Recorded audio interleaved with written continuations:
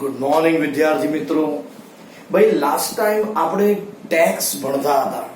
ભાઈ એના વચ્ચે મેં તમને ઇનડાયરેક્ટ સ્પીચ એના વિડીયો 2 મોકલી આપ્યા છે જેથી તમારું બેઝ તૈયાર થાય.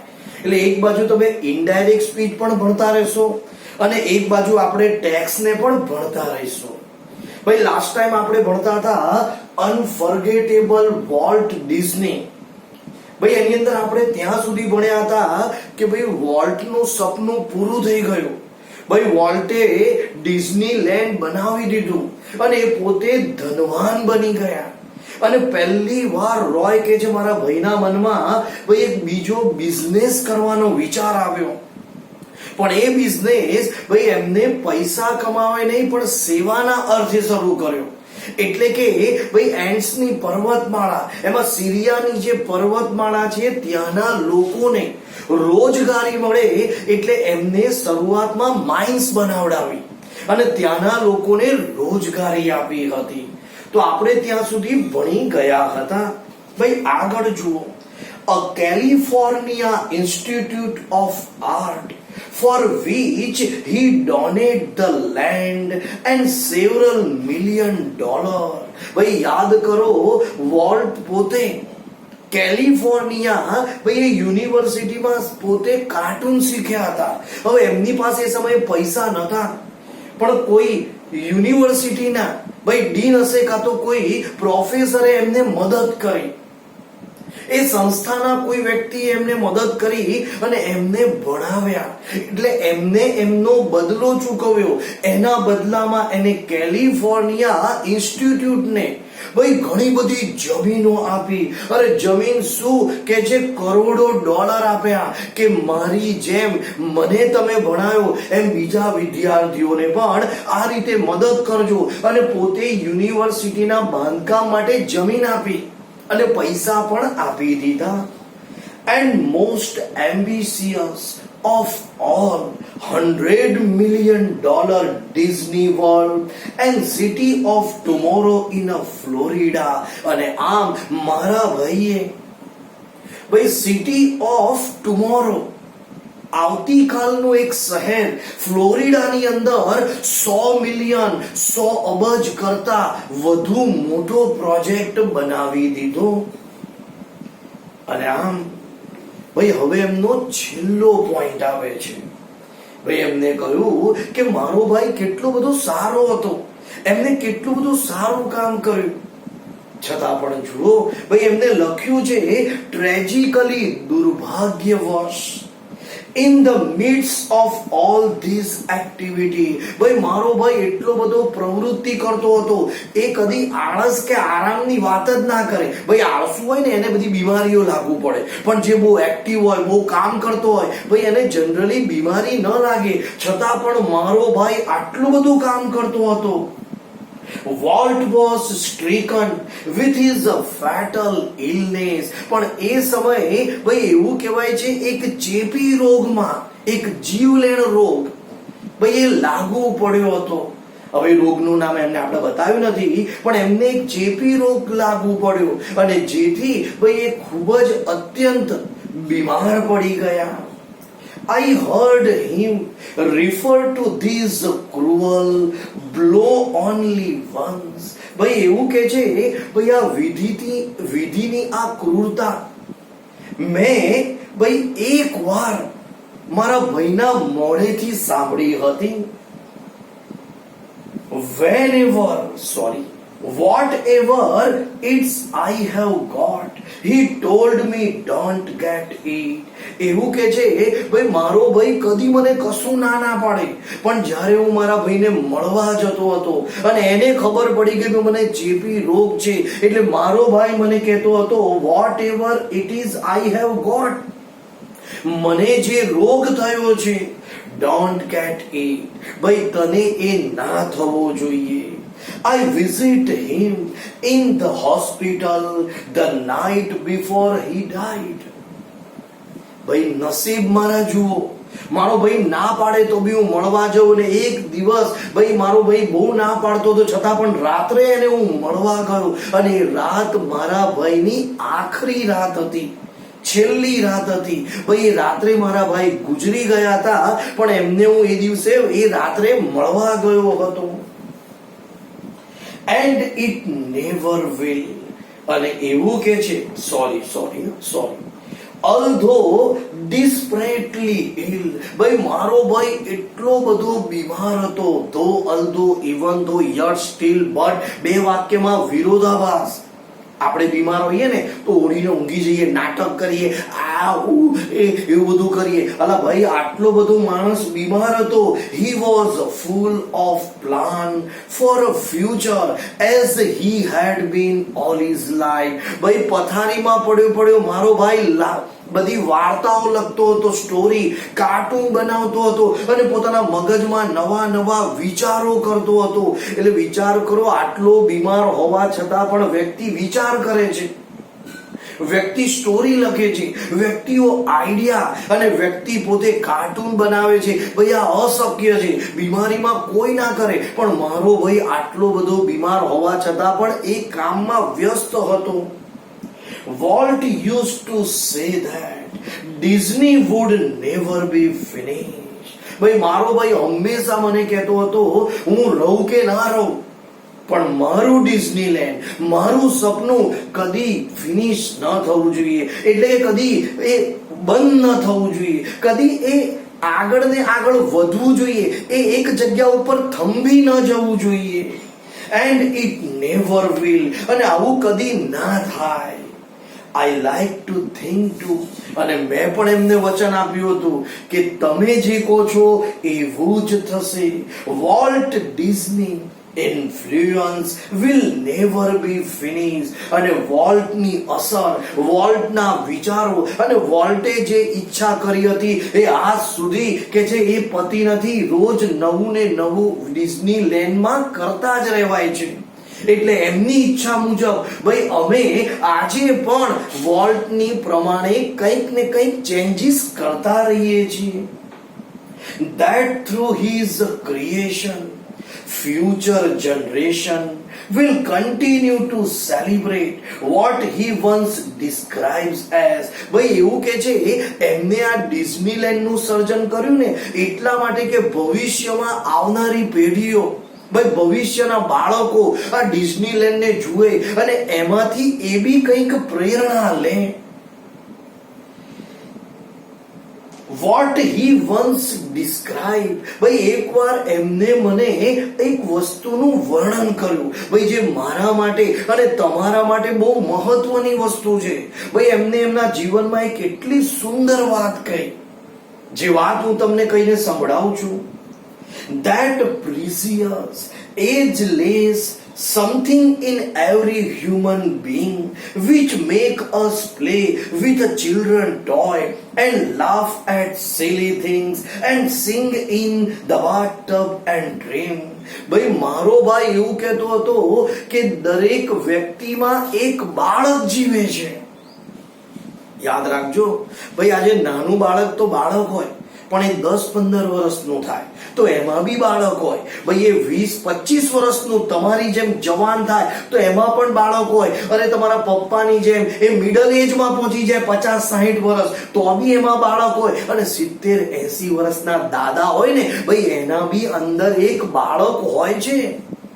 પણ એ બાળકને જીવતું રાખવું પડે, એ બાળકને આપણે બહાર લાવવું પડે. યાદ રાખજો, જયારે માણસ ગરડો થઈ જાય ને તો એ બાળક જેવો થઈ જાય. એને અલગ અલગ ખાવાની આઈટમ, એને મીઠું ખાવાનું ગમે, ભાઈ એને બધી વસ્તુ ગમે. પણ કેવું કહેવાય ભાઈ, આપણે ગરડો થાય કે સઠિયાઈ ગયા છે, આમ છે તેમ છે, એને બહાર કાઢી મૂકેલા. ભાઈ ગરડો થયો એટલે માણસમાં જોજો બાળક જન્મે છે.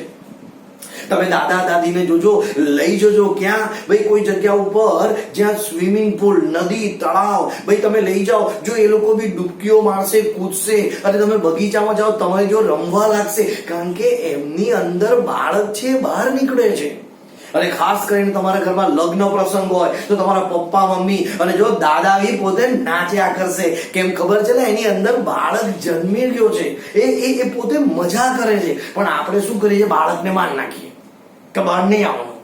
પણ ભાઈ દરેકમાં બાળક છે તો એ બાળકને બહાર લાવો. ક્યારે બહાર આવે? જ્યારે એના જેવું વાતાવરણ આવે. આજે તમારામાં બાળક છે, પણ તમને એવું વાતાવરણ, હમણાં તમે બગીચામાં લઈ જઈએ, પિકનિક પર લઈ જાઓ છો, પિકનિકમાં તમે કેવી બધી મજા કરો છો, કેમ કે તમારું બાળક એ મજા લેવા માટે બહાર આવી જાય છે. પણ ક્લાસમાં હોય તો બાળક કશું ના કરે, શાંતિથી બેઠું હોય, કેમ? કારણ કે એની જગ્યા નથી. તો ડિઝનીલેન્ડ એ બાળકની જગ્યા બનાવી છે કે ગમે એટલા ઉંમરનો માણસ હોય એ ત્યાં આવે એટલે બાળક બનીને રમે, એનો બાળક પાછો જીવતો થઈ જાય. તો આ વાત એવું કે છે મારા ભાઈની, એ હંમેશા અનમોલ છે. Ageless sum in every human being makes us to play children toys. જેમ નાના બાળકને તમે રમકડા આપી દો ને, તો એ બધા રમકડા, જેમ તમે નાના હતા ને તો છોકરાઓને છે ને બધી ગાડીઓ અને આ બધી વસ્તુ ડિવાઇસ ગમે, અને છોકરીઓને શું ગમે તો કે ડોલ, ઢીંગલીઓ. તો જુઓ ભાઈ, કહેવાનો અર્થ, જ્યારે બાળકને રમકડા મળે તો ખુશ થઈ જાય છે. બસ, તો આપણા જેવા બાળક માટે, ઘરડા બાળક માટે ભાઈ ડિઝનીલેન્ડ એક મોટું રમકડું બનાવ્યું છે કે ત્યાં જઈને ગમે એટલો ઉંમર વાળો હશે, ભાઈ એ 5 વર્ષનો હશે, 50 વર્ષનો હશે કે 80 વર્ષનો હશે, એ મજા તો કરશે. એ ત્યાં આવશે એટલે રમશે, ગેમ રમશે, ભાઈ નાશે સ્વિમિંગ પુલમાં, ભાઈ બગીચામાં રમશે, નવી નવી એડવેન્ચરમાં જશે અને એ જલસા કરશે. કેમ? કારણ કે એને એક નવું રમકડું મળશે. Laugh and silly things sing in the bathtub and dream. જેમ નદી તળાવે તમે દાદા દાદી કહો તો નદીમાં નાશે, મજા કરશે, બગીચામાં દોડશે, રમશે, તમે જો અંતાક્ષરી રમશે અને લગનમાં ગાશે. બસ, આ ડિઝનીલેન્ડ મારું એટલા માટે બનાવ્યું છે, કોઈ બી ઉંમર હોય એનું બાળક ત્યાં બહાર આવીને રમવું જોઈએ. એટલે કહેવાનો અર્થ ભાઈ, ખુશી બધાને મળવી જોઈએ. તો આવું સપનું હતું ભાઈ ડિઝનીલેન્ડ બનાવવાનું, ડિઝની વોલ્ટનું. તો મિત્રો, અહીંયા પાઠ પતી ગયો. તો આજે આપણે ભાઈ હજી રીડ ટુ યુનિટ 1 માં રીડ ટુ સેપર શેપ કવિતા છે. બહુ સુંદર કવિતા છે ભાઈ. એ કવિતાનો ગુજરાતી અર્થ છે ઘડવૈયાનો ઘાટ. યાદ રાખજો, આપણે બધા ઘડવૈયા છે અને આપણે અલગ અલગ ઘાટ. ઘાટ એટલે કેવું, તમે વિચારો છો ને એ વિચાર પ્રમાણે તમે કોઈ વસ્તુને બનાવો, એને કહેવાય ઘાટ. પણ અમુક વાર કેવું, આપણે આમ વિચાર કરતા કરતા છે ને આપણો જ ઘાટ ઘડી નાખીએ. અમુક વાર આપણે આપણો જ ઘાટ ઘડી નાખીએ. તો ભાઈ, આપણો નહીં, આપણે સારા ઘાટ ઘડવાના છે. ઘાટ ઘડનાર એટલે વસ્તુનું સર્જન કરનાર. ચલો, કવિતા દરેક જણ પોતાની બુકમાં ધ્યાન આપે. સુંદર કવિતા છે એટલે આપણો આ બીજો પાઠ ટોટલી પૂર્ણ થાય. In days gone by, I used to be a potter who would fill. ભાઈ એવું કે છે, ઘણા વર્ષો પહેલાની વાત છે, અને એક જમાનો હતો ભાઈ, પોટર એટલે હું કુંભાર હતો.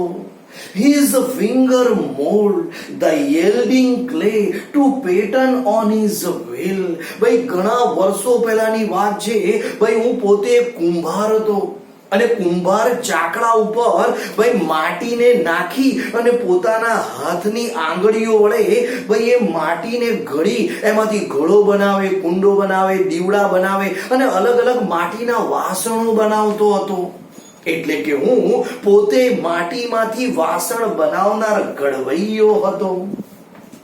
To pattern on his will, અને ચાકડા ઉપર અલગ અલગ ઘાટ ઘડતો હતો.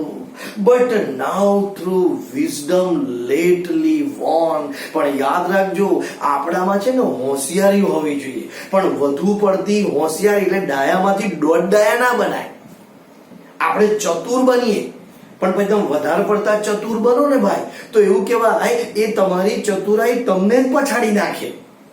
એટલે એવું કે છે કે ભાઈ, હું સારો ઘાટ ઘડતો હતો, હું કુંભાર હતો, હું માટીના વાસણ બનાવતો હતો, પણ અચાનક મારામાં ચતુરાઈ આવી, ડાપણ આવ્યું કે ભાઈ મારે શું કામ બનાવવાનું, બીજા બધા બનાવાય, મને તો બધું આવડે છે, હું બીજું બી કરી શકું છું. એટલે મેં એ કાર્ય છોડી દીધું.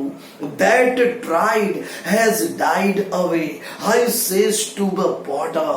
અને એ દિવસે ભાઈ મારામાં ડાપણ જાગ્યું ને, એટલે ધીરે ધીરે મેં કુંભારનું કામ છોડી દીધું. And I have learned to be clay. અને આજે ભાઈ મેં કુંભારનું કામ છોડી દીધું એટલે હું ઘડવાનું બંધ કરી દીધું તો મારી કિંમત કેવી થઈ ગઈ? માટી જેવી. ભાઈ માટીની કિંમત આમ બહુ ખરી, પણ માટી તમે જુઓ ચારે ઓર પડે છે, હવામાં ઉડતી હોય, આપણે કે માટી જેવી કિંમત થઈ ગઈ, એટલે કે માટીમાં મળી ગયા. એટલે કહેવાનો અર્થ ભાઈ આજે હું ઘડવૈયો હતો, પરંતુ ડાપણ આવવાથી ભાઈ હું ઘડવૈયામાંથી એક માટી બની ગયો. In other days I used to be a poet who stand in a mirable song would come to win the heart of man. ફરી વાંચું છું. In other days I used to be a poet. અરે ઘણા વર્ષો પહેલાની વાત છે ભાઈ, ઘણા સમય એ દિવસની વાત છે કે હું પોતે કવિ હતો. Innumerable song would come to win the heart of man. અને હું એવો કવિ હતો કે મારા પેનમાંથી કવિતાઓ નીકળતી, અરે મારા પેનમાંથી ગીતો નીકળતા, અને મારી શાયરીઓ, કવિતા અને ગીતો જ્યારે હું ગાતો અને બોલતો ને તો લોકો વાહ વાહ કરતા હતા અને લોકોના મેં દિલ જીતી લીધા હતા. But now to win the heart of man. અને મારી શાયરી, કવિતા, ગીતોએ લોકોના હૃદય જીતી લીધા હતા. But now through new got knowledge. પણ ધીરે ધીરે મને ડાપણ આવ્યું ભાઈ. When I had not had so long. અને આમ ભાઈ મેં કવિ બનવાનું છોડી દીધું. I have ceased to be poet. અને આખરે દોઢ ડાપણ આવવાથી મેં લખવાનું બંધ કરી દીધું, ગીતો બંધ કરી દીધા, કવિતાઓ બંધ કરી દી. And I have learned to be a song. અને આજે હું એક ગીત બની ગયો છું. યાદ રાખજો, દરેક ગીતની લાઈફ હોય. ભાઈ આજે જે નવા પિક્ચરના ગીત હોય ને આખું વર્ષ ધૂમ મચાઈ દે, પછી અમુક સમય પછી ભાઈ આજે ગીતને બધા ભૂલી જાય. એટલે તમને બી અમુક પિક્ચરો નવા નવા ગીતો બહુ ગમતા હોય, પણ સમય જતા ભાઈ એવું કહેવાય બીજા બધા ગીતો એની જગ્યા લઈ લે છે અને જૂના ગીતો જૂના થઈ જાય છે. એટલે કે આજે મારી દશા પણ એવી બની ગઈ છે ગીત જેવી, કે જે પહેલા હું ગીતો લખતો હતો પણ આજે કેવો બની ગયો છું એ ગીત જેવો, જે લોકો મને યાદ પણ નથી કરતા, ભૂલથી વાગે તો યાદ આવે. I was a fashioner of a sword. ભાઈ એ દિવસની વાત છે, હું તલવાર બનાવતો હતો. In days that now and gone, which on 100 battlefield. અને એવી તલવાર બનાવતો હતો કે હજારો યુદ્ધ ભૂમિમાં ભાઈ મારી બનાવેલી તલવારો લોકો એના વડે લડતા હતા. ગ્લિટર એન્ડ ગીમ એન્ડ સોન. અને જ્યારે એ તલવાર વડે લોકો લડતા હતા ને તો યુદ્ધ ભૂમિમાં મારી તલવાર ચળકળાટ મારતી હતી, અરે ઝળકતી હતી, ઝબકતી હતી. But now that I am brimming with the silence of the Lord. પણ ધીરે ધીરે ભાઈ મારા કે છે ડાપણ આવ્યું કે તલવારથી કેટલા લોકો મૃત્યુ પામે. એના કરતા ભાઈ આપણે એક કામ કરો, આજે ખરાબ કામ કરવાનું, તલવાર બનાવવાનું કામ છે એ બંધ કરી દો અને ઈશ્વરનું, શાંતિનું સ્મરણ કરો. એટલે કે ભાઈ ભગવાનના શરણમાં જતા રહીએ અને તલવાર બનાવવાનું બંધ કરી આ યુદ્ધ લડાઈ બધી બંધ કરી દેવી છે. I have ceased to be sword maker. અને મેં ભાઈ તલવાર બનાવવાનું બંધ કરી દીધું. And I have learned to be sword. અને આજે ભાઈ મારી દશા કેવી થઈ ગઈ છે? તલવાર, ભાઈ લટકતી તલવાર. આજે મ્યુઝિયમમાં રાજા મહારાજાની તલવાર લટકે છે. ભાઈ આજે તલવારની કોઈ વેલ્યુ નહીં રહી, કારણ કે આજે કેવા કેવા આધુનિક બધી સાધનો આવી ગયા છે કે લડાઈ લડવા એ રાજાઓ તલવાર વાપરતા હતા. આજે તો તલવાર કેવી રહે છે? લટકતી રહે છે દિવાલો ઉપર, કોઈ કામ લાગતી નથી. તો આજે કવિ કે ચલા મારી દશા તલવાર જેવી થઈ ગઈ, લટકતી. In bygone time I used to be a dreamer who would hurt. ભાઈ એ દિવસની વાત કરું છું, હું સપના જોતો હતો, જીવનમાં કંઈક બનવાની તૈયારી કરતો હતો અને રોજ નવા નવા સપના જોતો હતો. A dreamer who would hurl on every side and inside, every side insolence. of emerald and pure. અને એવા સપના જોતો હતો કે સપનાની અંદર ભાઈ હું ધનવાન બની ગયો છું, સપનાની અંદર ભાઈ હું ધનિક બની ગયો છું, અને મારી પાસે મોતી માણેક હીરા આ બધા આવી ગયા છે, એવા હું સપના જોતો હતો. અને સપના બી કેવા પાછા કે એ મેળવવા માટે હું કોઈ બી કાર્ય તૈયાર કરતો હતો. એટલે કે 1 નંબર કે 2 નંબર, પણ મારે ધનવાન બનવું હતું. મારે હીરા મોતી માણેક જવેરાતની જરૂર હતી, એવું સપનું હતું. But now that I am kneeling at the feet of Supreme. પણ હવે મેં એ સપનું છોડી દીધું છે અને કે છે ભગવાનના શરણોમાં ભાઈ હું ઘૂંટણીએ પડી ગયો છું. I have ceased to be dreamer. અને ભગવાનના કે છે શરણે આવી ગયો છું અને મેં આવા બધા સપના જોવાના બંધ કરી દીધા છે. And have to learn to be a dream. એ દિવસથી ભાઈ હું પોતે સપનું બની ગયો છું. એટલે કે આજે ભાઈ હું પોતે સપનું થઈ ગયો છું, મારી વેલ્યુ બી સપના જેવી થઈ ગઈ છે. એટલે કે છે જીવનમાં હોશિયારી જરૂરી છે ભાઈ, જીવનમાં ચતુરાઈ જરૂરી છે, પણ ડાપણ કરતા દોઢ ડાપણ જરૂરી નથી. એટલે કવિ કે છે ભાઈ ડાયા બનજો, દોઢ ડાયા બનતા નહીં, તો તમે તમારો ઘાટ ઘડી શકશો. તો વિદ્યાર્થી મિત્રો અહીંયા કવિતા પતી ગઈ. ફરી મળીશું. Okay, C you on next.